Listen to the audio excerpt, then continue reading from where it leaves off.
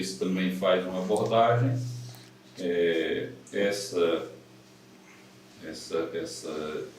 Sim, toda essa situação mostrada pelo Dr. Enio já vai permitindo que a gente se volte bem para a origem de toda essa expectativa que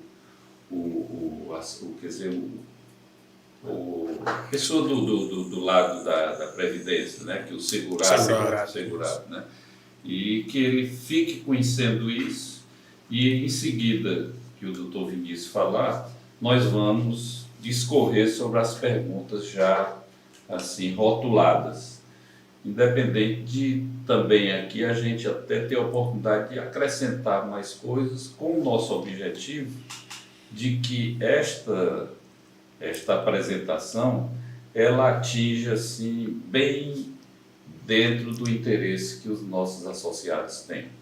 Ok?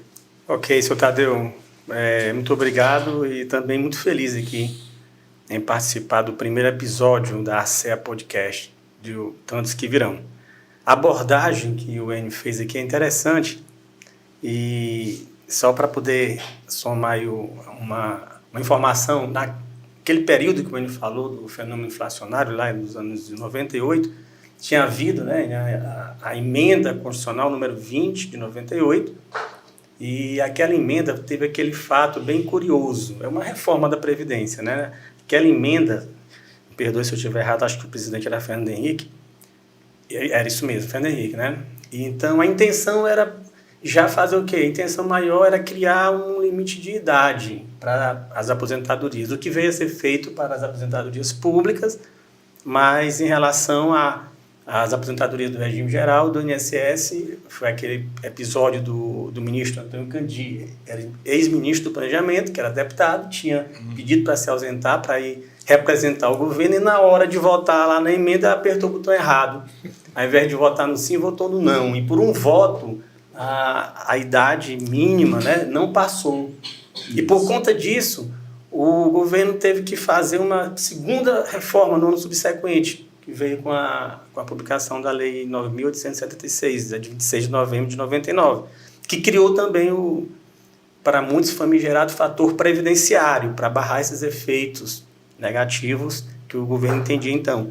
E dentre essa sequência foi isso tudo que o Enio já bem adiantou, né? Eles criaram essa regra de transição e então na prática, resumindo o que foi dito, é aquela situação, o associado, no caso o segurado, já vinha contribuindo para a Previdência ali desde os anos 80, ele se viu numa situação de que após o ano de 1999, né, ao procurar o INSS para se aposentar, o INSS aplicava aquela regra de transição, limitava a conta dele, o valor das contribuições, as contribuições que foram pagas a partir de julho de 94. Por mais que ele tivesse contribuído ali nos anos 80, nos anos 70, enfim, aquele período de contribuição servia para ele implementar a condição tempo. Mas na hora de saber o valor que ele ia receber, até hoje é feito dessa forma, limita ao período pós-94.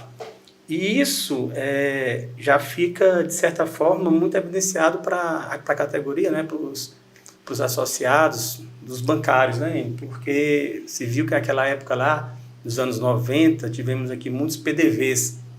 Lembro do Banco do Brasil, acho que o pessoal da época, muitos PDVs. Então, a própria Caixa também. Própria Caixa, né? Então, imagine uma situação de um bancário que saiu ali em 95, 96, 97, 98, enfim, aquela situação dos PDVs, um histórico contributivo muito elevado dos anos 70, 80, início dos anos 90, e ali depois ele procurou abrir um comércio, fazer alguma outra atividade, não conseguiu se reinserir no mercado após o PDV. E aí, anos depois, vamos criar hipoteticamente uma situação aqui, que lá no 2005, 2006, 2008, ele vai até a Previdência requerer a aposentadoria dele, e ele só vai, na hora para saber o valor que ele vai receber, só vão ser consideradas aquelas contribuições posteriores a julho de 94, ou seja, tudo aquilo que ele tinha contribuído ali, às vezes no teto, com valores bem maiores, foi descartado por essa regra transitória trazida por essa lei. Inclusive o Supremo, né, doutor Vinícius, no voto do acordo que foi publicado agora, ele diz exatamente ele invoca o princípio da isonomia, justamente porque ele acha que ficaria muito desigual, né, a situação do segurado que utiliza todos os salários de contribuição, né, pela regra definitiva, e esse segurado aí que, como o doutor Vinícius estava falando, que contribuiu com valores consideráveis, altos, né, e depois a média remuneratória, a média dos salários foi caindo, o salário de contribuição foram recolhidos num nível menor, e aí quando faz a média, né, gera uma situação de injustiça, de desigualdade em relação àquele segurado que está utilizando todo o período contributivo. O que a gente vê aqui é a emenda constitucional que está vigente aqui para o que nós estamos discutindo, já é a 103/2019. Você começou falando da número 20. De 94. Né? Então, é uma situação que a gente vai trazer esse interesse meu de conhecer isso também, acredito que seja bastante interessante para os nossos associados.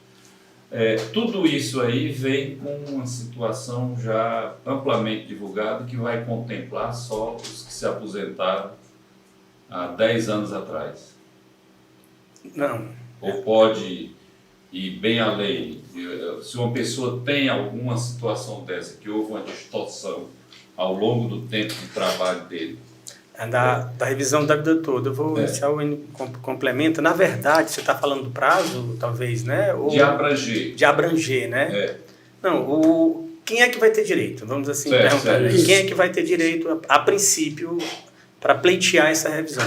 Eu falei 10 anos porque a gente aproveitando o que tem no noticiário. Certo. Então, eu estou trazendo um assunto aqui que a oportunidade de eu ser esclarecido por vocês é agora também. Pronto, esse 10 anos de prazo eu até peço para a gente conversar depois no próximo, digamos assim, na próxima pergunta, certo. Porque demanda uma atenção bem interessante. Okay. Mas assim, em termos de quem tem direito, talvez seja isso, né?